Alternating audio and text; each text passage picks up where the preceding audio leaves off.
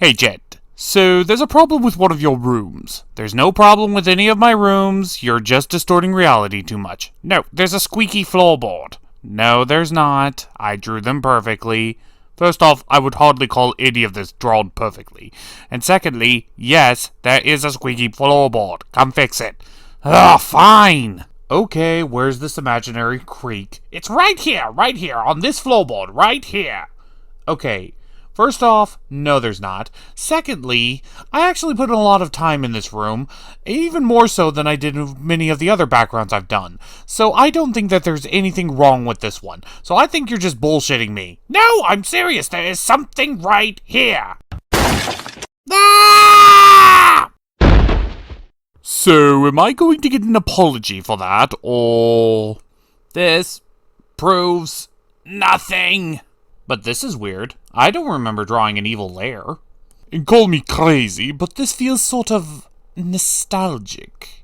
I feel like I've seen this before, but I can't place where. Well, it's not my personal tastes, but an evil throne room does seem like a really good place for me for our next review. Yeah, I'll pull up the Superman tapes. This is My Adventures with Superman! The episode begins on a bright sunny day where we see a young Clark Kent trying to get his kite out of a tree. But there's not enough time for that, as we got a single mother with a child just completely ignoring the road and spiraling out of control. Kent, not wanting anyone to get hurt, rushes into action, but this appears to be the moment where he first unlocks his powers, as he not only manages to speed blitz the car, but manages to catch it and stop it from spiraling out of control. The single mom, well, she drives off without even so much as thanking Clark. Yeah, that's gratitude for you. He just saved your kid. But I think he has more important concerns, like the fact that he was able to outspeed a car and stop it in its tracks. So he immediately decides to test this new powers, jumps into a tree to grab his kite, only to discover he's not coming down. Oh, it's like baby Superman's first steps. It's so good to be at the moment of his powers awakening. Now, we should begin to learn how to control said powers to cause as much chaos and destruction and life-giving as possible. Nah, he's gonna do what anybody who just finds out they have superpowers would do. Fly around and soar through the skies like nothing holds them down. And in this case, nothing can physically hold him down. But of course, only after flying around what is presumed to be a few hours, does he finally start questioning what the hell is going on. We then cut to Metropolis in the modern day, where Clark Kent and Jimmy Olsen, or at least who I assume is Jimmy Olsen, are rooming together, and it's the first day for the rest of their lives, and Kent is just hopes he doesn't fuck it up.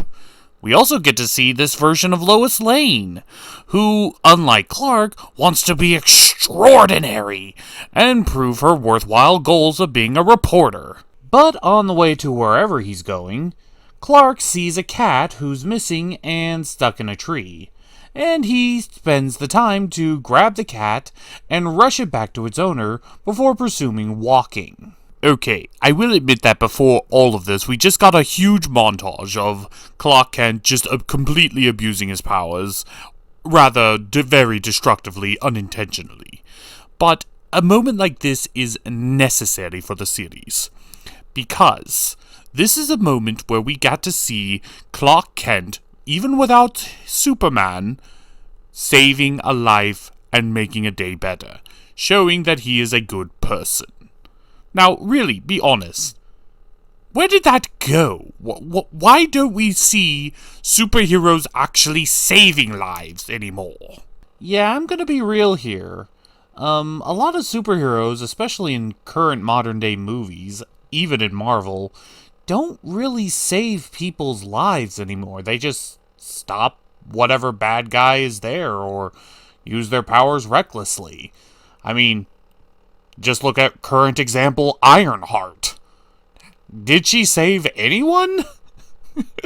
I mean, all these superheroes, and that not one of them has saved any lives recently. We later cut to a Ma and Pa store where Clark is visiting, and then we get the ultimate interaction.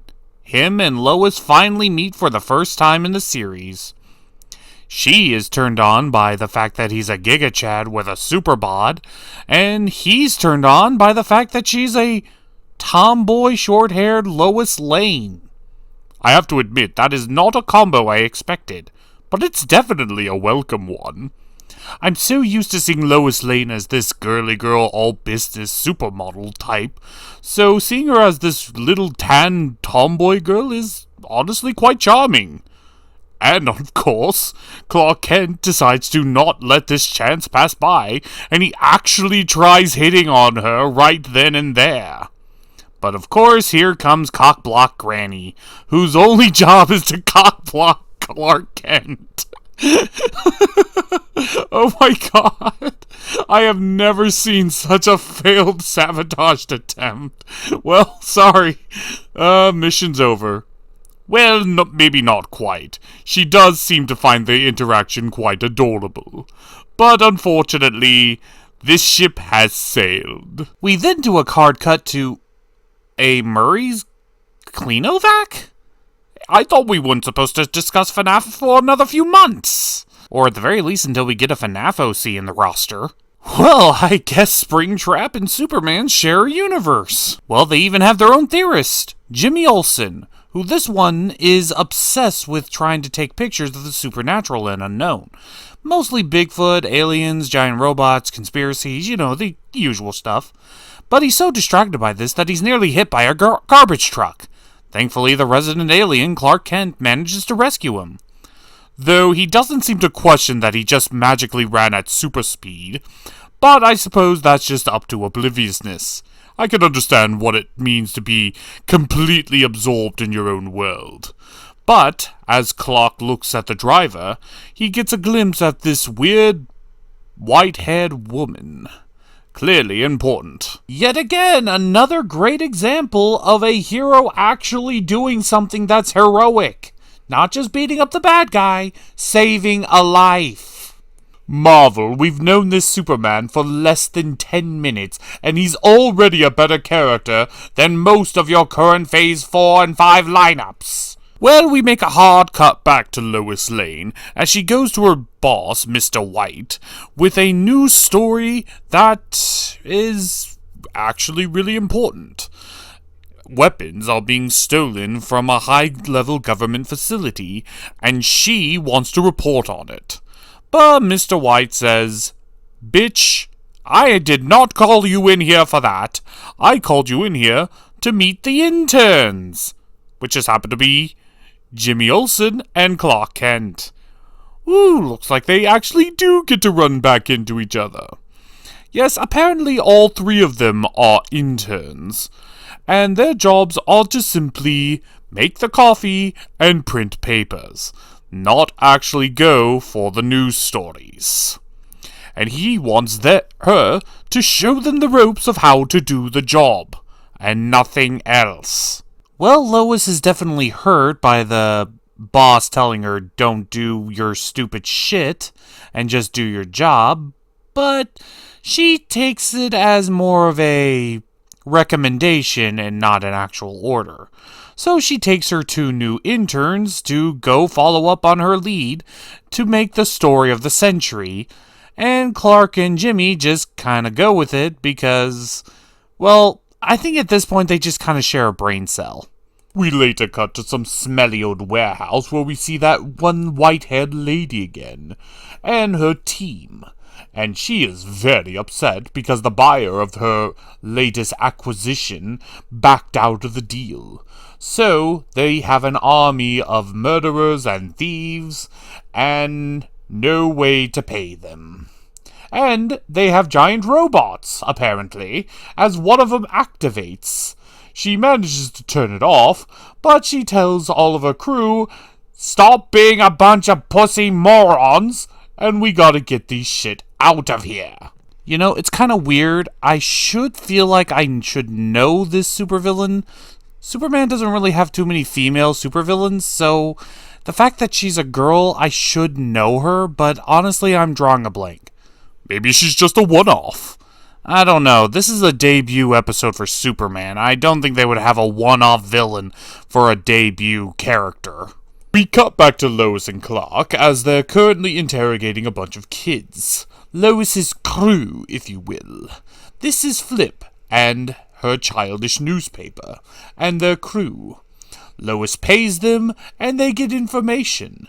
Their footwork goes around the city, and no one investigates children, so technically that's the perfect resource.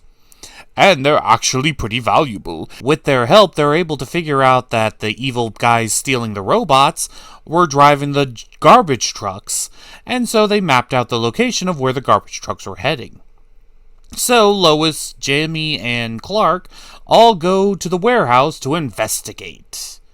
And, well, we get a short moment where Lois and Clark are just alone together, as their boss is hounding Lois's neck to get back to the office, otherwise it's her job. But Lois continues to lie to Clark and Jimmy as they continue to investigate. We also get a very sweet moment with Lois and Clark as they're trying to break in, but they have a shared moment. But of course, there really isn't much need to break in, because Jimmy discovers the door's open. They could just walk in. But they find that the warehouse is completely evacuated. Empty. Nothing in there. So they do some investigation, and they find a strange badge, which seems to be some kind of clue. But then Clark gets a call from their boss. Yep, time to circumvent Lois and go straight to the other interns. And the boss reveals that Lois had been lying to them the entire time. Clark confronts Lois, and they get into a bit of a fight. Liar versus manipulate. Well, no, Lois is 100% in the wrong here. But she gets angry that Clark is no longer willing to help, dragging Jimmy and going after her story. Okay, Jen, you've had this weird look on your face for quite some time now. What's going on? I don't know. It just feels nostalgic in a way. What does? Well, the feel of the show. I feel like I've seen something similar to it before. I just can't put my finger on it. Well, come on, don't skip on the details. What does the show remind you of? It's not coming to me. We do a hard cut back to Lois and Jimmy, as Lois does the most unrealistic thing anyone could ever hopelessly write in a superhero-based comic book story. She reflects on her actions and realizes she was in the wrong for lying to Clark over the details of what they were doing. Yeah, she doesn't really seem like the type to actually reflect on her actions. Precisely. But this pause does lead them to where they need to go. They actually find the evildoers because the evildoers are loading up the robots with a crane, and the robot storage units have giant holes from when they activated it the first time. Okay, you know what? That's on them. Okay, that's entirely on them. How could anyone not see that? But then, Lois and Jimmy also get themselves noticed because they have the most obvious hiding spot. In fact, they're not even hiding! Look at that! Okay, that's on them. I'm starting to think everybody in this story is retarded. So, at any rate, so they decide they need to stop Lois and Jimmy from getting out of there. So what does the minions do? Activate a robot! Because that's not noticeable in the slightest. You know, I think they're actively trying to draw attention to themselves. They're not very competent. I don't think anybody is. Well, except for Flip here.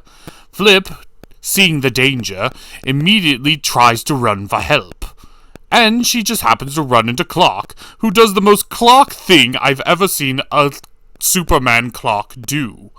Blame himself when he was perfectly in the right for the fight. Yeah, I know that feels unrealistic to a lot of people, but how many times do you feel guilty when you're the one who stepped away? I've seen so many people wondering if they were the assholes. Just look at Reddit. Hell, even in my own personal friend group. But when Flip tells Clark what's going down, he immediately goes into hero mode and runs off. So Giant Robot still is attacking Lois and Jimmy's, shocking no one, because no one's there. Like, where's the panicked Giant Robot? But Clark shows up to save the day. He manages to get Jimmy out of the way of an attack, but he ends up getting knocked back himself. And of course, Lois blames herself, but she has no time to worry about that, and they both try to flee the scene. But Clark wakes up because that was more of a love tap than anything else for him, and he quickly dons a quick disguise from whatever clothes he could find, and jumps in just in the nick of time to save Jimmy and Lois. This is driving me crazy. It's on the tip of my tongue. What is this reminding me all of? It drives me crazy. No, stop it. No, stop it. Cut it out. That song is now in my head. So we finally get the Superman vs. Robot Slugfest. And it's honestly a lot closer than what I would have originally thought it would be. I mean, this is Superman we're talking about. No. This isn't Superman yet. This is Clark Kent. Clark Kent may have the powers of Superman, but he has the morals of Clark Kent, and he's not a warrior. He's just trying to defend his friends. But he's also clearly throwing that robot through the ringer, though the robot is putting up quite a bit of a fight. And the fight is dragged in front of the criminals who... I feel like I should know these people, but I don't, and it's driving me crazy. It drives me... Don't. You already got that out in my head. Anyway, so Superman does discover the weak spot of the robot, the giant glowing red dot in his power core, and he tears it out. And he wins. And when the people see, oh shit, he beat the giant robot, the lady decides, I'm just going to activate all of them and send them after the Man of Steel. But of course, Lois sees her turning it on, and she sees that all the robots have an off button. So she runs over to try to smash it. And so while Superman is tanking a 1v4 fight with robots that are surprisingly effective, Lois goes over and tries to turn them off one by one. And she actually succeeds, most of them.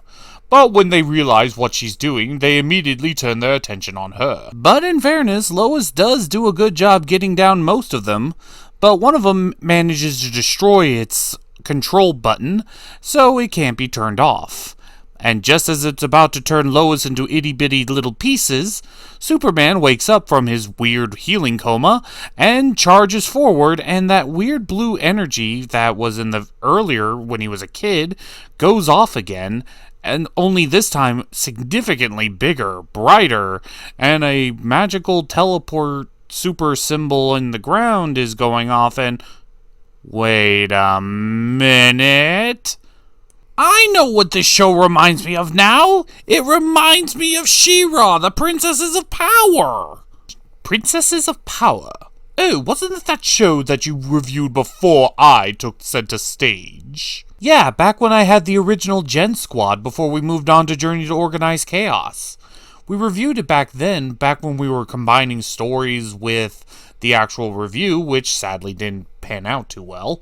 But we still gave that show a good fair review shot, and while I didn't particularly care for it or thought it was good, it was perfectly serviceable as a show, just not a very competent written one. It was bugging me for a long time, but the art style, the writing style, even the animation, it all feels like She-Ra, the Princesses of Power. Well, if I remember correctly, She-Ra the Princesses of Power came out November 13th, 2018. But this show didn't come out until 2023. So that would make this show the ripoff. I wouldn't entirely say rip-off, but I definitely see the inspiration. So Superman and the Princess of Power charge up and give the last robot such a walloping punch, it sends them knocked off into the stratosphere. Typical Superman behavior. And Princess of Power behavior, now that I think about it. But at this very moment, Lois is all fangirling and wants to have an interview. But since Clark needs to keep his identity a secret, because, well, Superhero 101, he flies up and reminisces about the feeling of his first flight. In this shot, it clearly shows that. So Lois and Jimmy go back to try to find Clark, and Clark dresses back into his usual garb, and they reunite. They all apologize for the misunderstandings, the lyings, and the betrayals, and they get over it rather quickly. Well, at least that's something. I mean, usually they drag this type of shit out. I'm just glad they got over it right away. Well, it's episode 1. Don't get your hopes up. Speaking of getting their hopes up, they do have photos of the mysterious flying man, and they want to turn all this info into their boss to showcase the story of the century.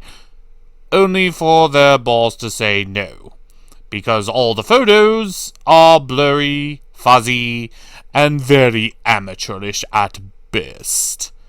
Yeah, I kind of feel bad for him from that one. But I don't really think that Jimmy Olsen is very used to taking pictures while in movement. Trust me, it's a lot harder than it looks.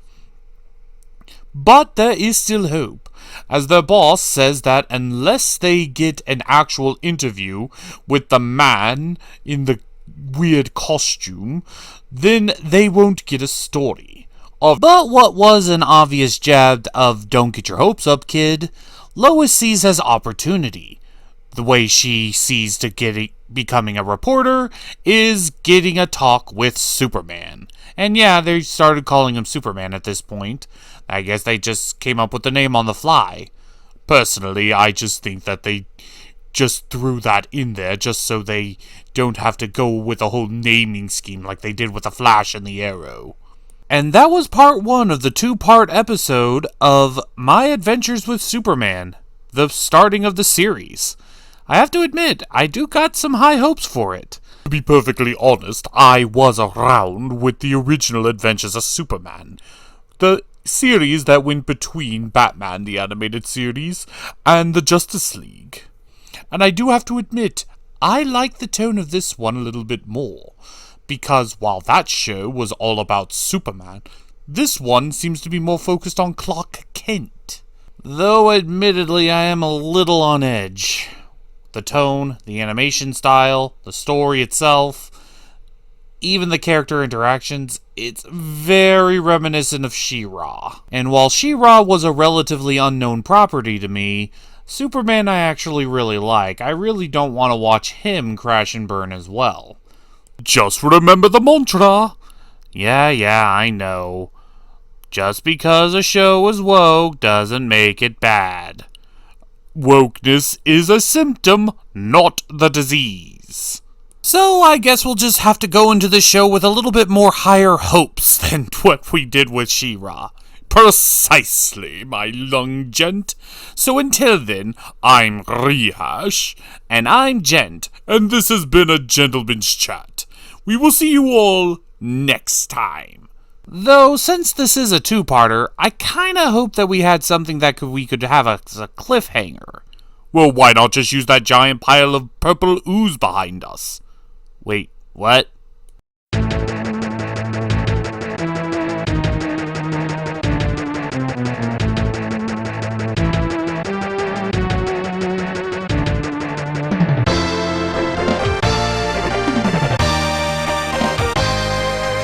Hi, honey, I'm home.